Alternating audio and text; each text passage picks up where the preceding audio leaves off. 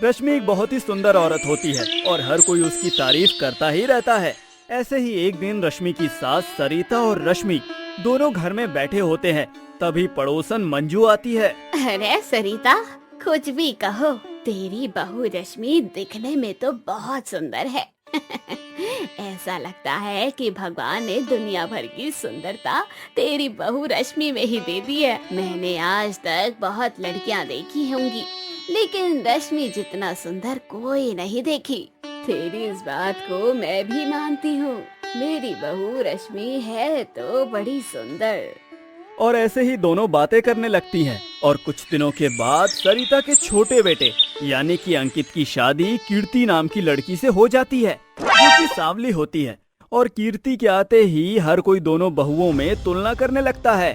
सरिता, तेरी तो बड़ी बहू ही सुंदर है। ये छोटी बहू ना शक्ल की अच्छी नहीं लग रही है। तेरे घर में चार चांद लगाने वाली बड़ी बहू ही है। हर कोई छोटी बहू में कमियां निकाल कर बड़ी बहू की तारीफ कर रहा होता है।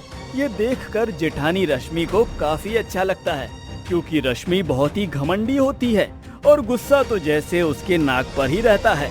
ऐसे ही एक दिन रसोई में जब कीर्ति खाना बना रही होती है तो वहाँ रश्मि जाती है और बोलती है, तुम्हें नहीं लगता कि तुम्हें अपने चेहरे के लिए कुछ करवाना चाहिए? क्योंकि तुम्हारी शक्ल तो देखने लायक नहीं है। वैसे देवर जी तो डर जाते होंगे ना आपको देखकर।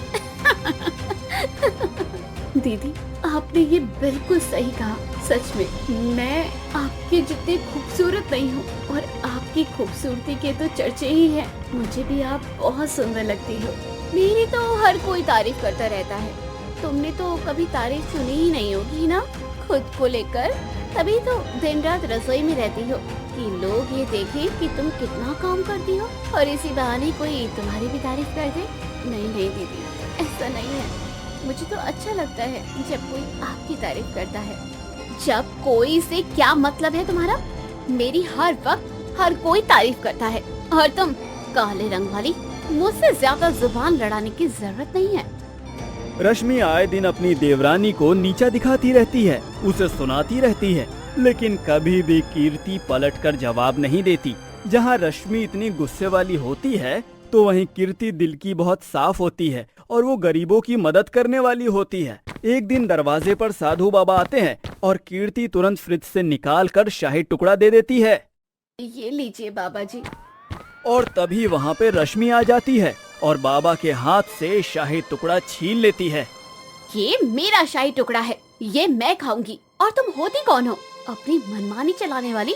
कुछ भी मुझसे बिना पूछे दे रही हो, और वो भी किसी भिखारी को।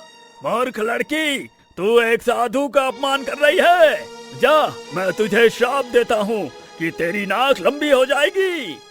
रश्मि वहाँ से मुंह बनाकर चली जाती है और कुछ ही देर के बाद रश्मि शीशे में खुद को देखती है तो उसमें रश्मि की नाक बहुत ही लंबी हो जाती है।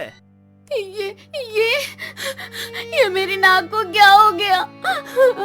अचानक से मेरी नाक इतनी लंबी कैसे हो गई? मैं इतनी सुंदर थी, हर कोई मेरी तारीफ करता था, लेकिन इस लंबी नाक के साथ तो कोई भी मेरी तारीफ करेगा ही नहीं, बल्कि सब लोग तो मेरे ऊपर ही हंसने लगेंगे। मैं तो कहीं मुंह दिखाने के लायक नहीं रहूंगी। रश्मि अब अपना मुंह छुपा कर ही रहती है। कुछ दिनों के बाद रश्मि मुंह छुपाते हुए बाहर जा रही होती है कि तभी पड़ोसन मंजू देख लेती है कि उसकी नाक लंबी है। अरे रश्मि बहू, तू तो किसी जोकर से कम नहीं लग रही है। और मंजू ये बात पूरे मोहल्ले में फैला देती है, जिससे रश्मि की खूब बदनामी होती है। और ये देखकर रश्मि को अब अपनी देवरानी पर और भी ज्यादा गुस्सा आने लगता है।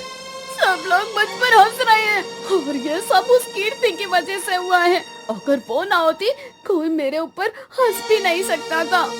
रश्मि अब अपनी देवरानी से और भी ज्यादा नफरत करने लग जाती है। और ऐसे ही कई दिन निकल जाते हैं।